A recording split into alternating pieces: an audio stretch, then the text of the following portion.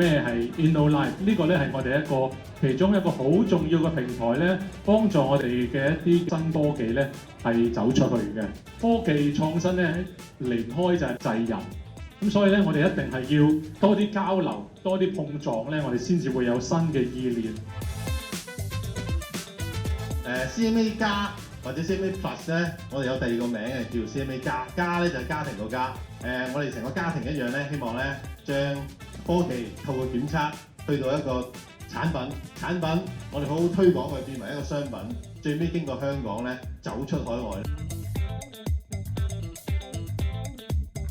其實各位每日嘅辛勞啊，喺自己嘅崗位做檢測，其實係幫到我哋嘅創科好大嘅一步。咁 that's why 今日你哋先係主角，要好好 pamper 你自己啊！多謝佢，多謝小朋友開餐，屋企人一齊食。點啊？點啊？點啊？點啊？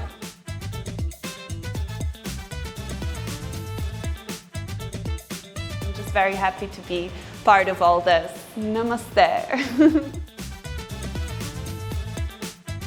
咁我哋主打嘅係一個 mask 同埋一個減肥嘅產品啦。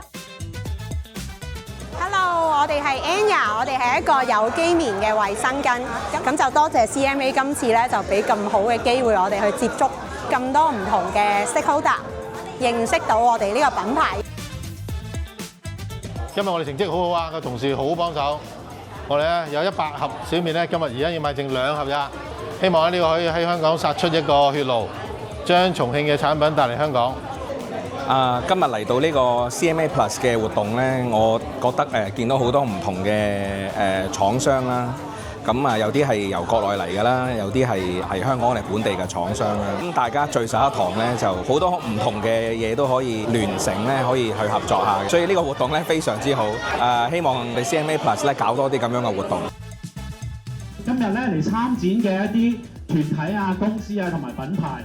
佢哋都會將一部分嘅收益同埋物資去捐贈俾慈善機構。